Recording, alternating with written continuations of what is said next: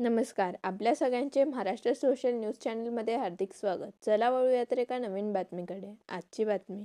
धुळे तालुक्यातील वडेल शिवारामध्ये रानडुकरांचा मोठ्या प्रमाणात हैदोस सुरू असून परिसरातील गोरख मोरे या शेतकऱ्यांचे केळीचे उभे पीक या रानडुकरांनी अक्षरशः जमीनदोस्त केले आहे.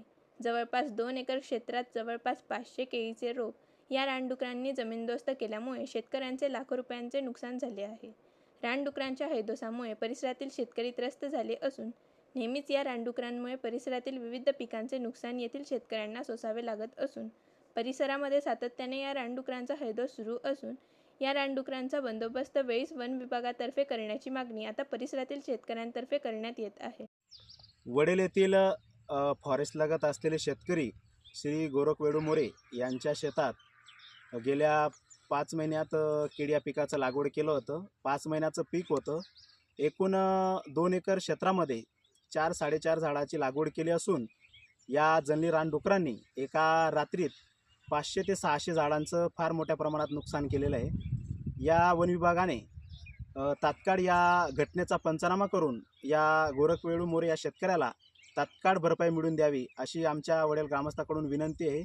तसेच गेल्या 5-7 वर्षापासून या परिसरात वन विभागातील जंगली रानडुकरांचा फार मोठ्या प्रमाणात हौदूस आणि नुकसानीचा प्रकार घडत आहे.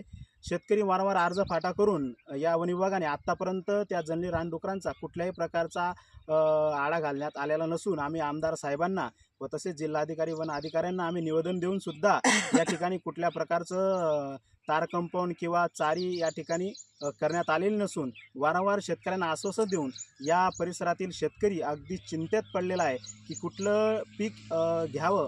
कारण की कांदा, पपई, कापूस, केळी या सर्व पिकांचा जंगली रानडुकरं अगदी वारंवार त्रास करून फार मोठ्या प्रमाणात नुकसान करत आहेत. म्हणून अगदी या वडेल परिसरातील तिसगाव दंडाणे परिसरातील सर्व शेतकरी अगदी चिंतेत आहे आणि वन विभागाने याची तात्काळ दखल घेऊन याचा आळा घालण्यात यावा व तसेच या शेतकऱ्याचा तात्काळ पंचनामा करून भरपाई मिळवून देण्यात यावी अशी आमची विनंती आहे.